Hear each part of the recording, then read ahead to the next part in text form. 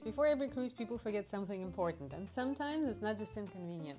Some packing mistakes can actually get your things confiscated, which is not exactly an ideal way to start a vacation. Cruise ships also have their own little quirks.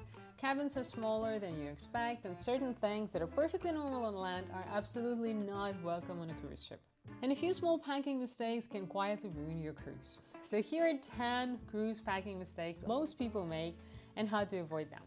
Because a few small decisions can make your sail much smoother.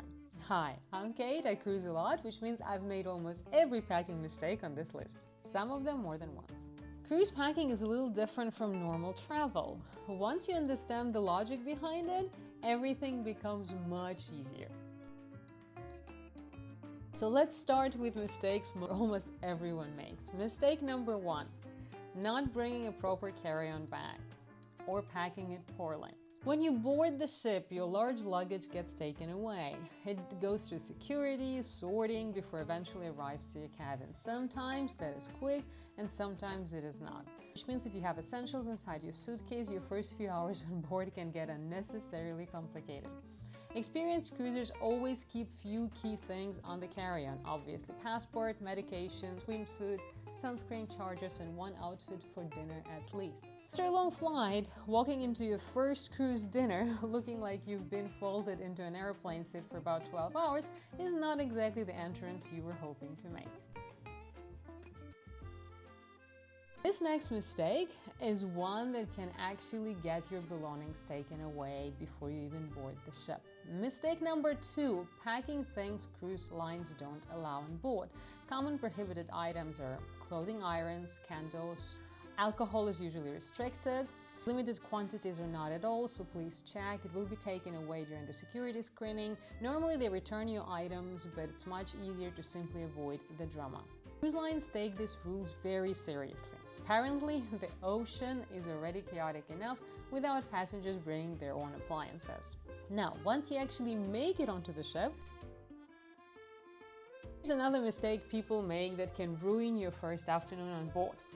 Mistake number 3, packing your swimsuit in your suitcase. This happens surprisingly often. You board the ship, you see the ocean, you see the pool, and suddenly swimming feels like a very good idea. Embarkation day oftentimes has beautiful weather, and if you like me, you probably already have a spa pass. One of my favorite cruise rituals is going straight to the spa on day 1. Amazing views, quiet atmosphere, perfect way to start the vacation. But that only would work if you have a swimsuit on you. My luggage often arrives sometimes after dinner, and I have no intention of missing the spa for half a day. So swimsuit always goes into carry-on. Mistake number 4, packing electronics without charging strategy. Cruise cabins have often very limited outlets. Meanwhile, you're charging phones, AirPods, watches, power banks, whatnot. Suddenly, every outlet becomes the most valuable real estate on the ship. Multi-USB charger solves that instantly. One plug, multiple devices, and far fewer negotiations. Who gets to charge the phone first? Next mistake, one that slowly destroys your feet on day 3. Mistake number 5, not packing comfortable shoes. Cruise ships look small, they're not, they're massive. You go to dinner, to the theater, to the pool, back to the cabin 3 or 4 times because you forgot something, and suddenly you realize you walked 10,000 steps before sunset. Beautiful shoes are great for dinner, but at least one pair has to be very comfortable, and that's essential. Mistake number 6, bring the wrong suitcase. Seriously. Cruise travel involves airports, terminals, elevators, long carpeted corridors, and trust me, those are the worst. Bulky suitcases, difficult to maneuver, becomes annoying very quickly. In my experience, a wrong suitcase is basically, well, any suitcase outside of level 8, and I'm being honest here. I travel with them because they're lightweight and very smooth to roll, which means I glide through the terminals, airports, cruise ships like a swan, instead of dragging my suitcase behind me like a dog who completely lost control of the situation. Now, once you actually settled in your cabin, there's another mistake that people make that makes cruise cabins feel much smaller than they already are. Mistake number 7, not bringing simple cabin organization tools. Cruise cabins are efficient, which is a polite way of saying compact.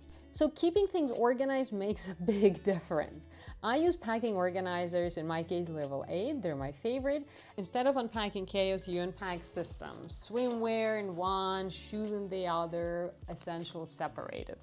Socks, underwear, whatnot. Cruise cabins become much more organized.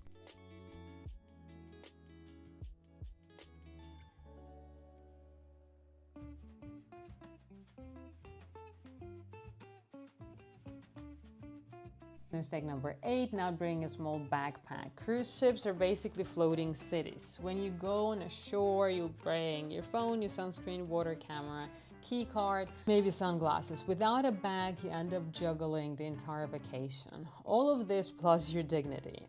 Trust me, dignity is always the first to go. Next one is not actually small. It saves you money and dehydration.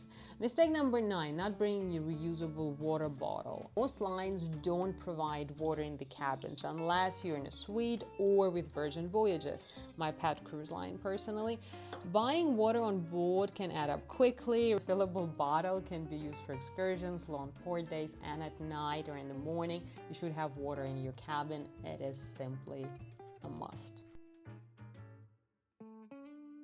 And finally, one more mistake that sounds small but makes the life on board much easier if you get it right. Number 10, people do forget medication, right? So do have it in your carry-on luggage. Always keep prescription medication with you. If you're sensitive to motion, bring seasickness medication as well. Most ships do provide it at the reception, but here's a problem. If seasickness hits you, it hits fast. And depending on where you are on the ship, reception might be several minutes away, line at the desk, and suddenly you're navigating a moving ship while you're feeling like you should be standing somewhere next to the bucket. So bringing your own medication is simply a safer move. One last thing that I genuinely loved about Level 8 suitcase, after 2 flights, 2 cruise ships, my luggage came back looking almost exactly the same as when I left the Zurich on the first place. Which has honestly surprised me, because luggage today is handled, let's just say, very enthusiastically.